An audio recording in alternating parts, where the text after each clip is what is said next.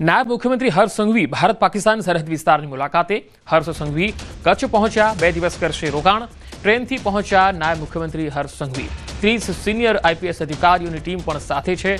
ભારત પાકિસ્તાન સરહદના ગામડાઓની તેઓ મુલાકાત લઈ રહ્યા છે કચ્છના લખપતના વિવિધ ગામડાઓમાં પણ જવાના છે હર્ષ સંઘવી સીમાવર્તી વિસ્તારોની સર્વગ્રાહી સમીક્ષા કરશે ગ્રામજનો સાથે સંવાદ અને ખાટલા સભા યોજશે ગામડાઓમાં આરોગ્ય શિક્ષણ સ્વચ્છતા સલામતી સુરક્ષાના મુદ્દાઓની પણ સમીક્ષા કરશે નાયબ મુખ્યમંત્રી ગામના ભાતીગઢ રહેઠાણ દેશી ભૂંગામાં રાત્રિ રોકાણ કરશે તમામ સિનિયર ઉચ્ચ અધિકારીઓ પણ સર્કિટ હાઉસ કે હોટલને બદલે ગામમાં જ રાત્રિ રોકાણ કરશે સરહદીય લખપત તાલુકાના કપુરાશી ગામમાં રાત્રિ રોકાણ કરશે 30 આઈપીએસ અધિકારીઓ પણ કચ્છના વિવિધ ગામોની મુલાકાત લઈ એ જ ગામમાં રાત્રિ રોકાણ કરશે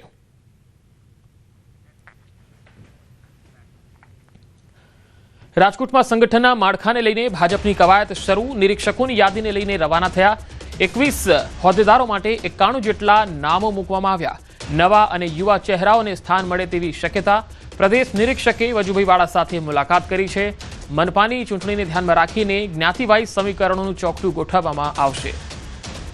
તો નવા અને યુવા ચહેરાઓને સ્થાન મળે તેવી શક્યતા સંગઠનના માળખાને લઈ કવાયત તેજ થઈ છે સંગઠનના માળખામાં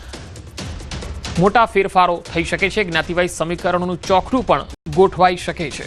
મનપાની ચૂંટણી જ્યારે નજીક આવી રહી છે ત્યારે સંગઠનમાં ધરમૂળથી ફેરફાર થાય નવા ફેસને સ્થાન મળે તેવી પણ શક્યતા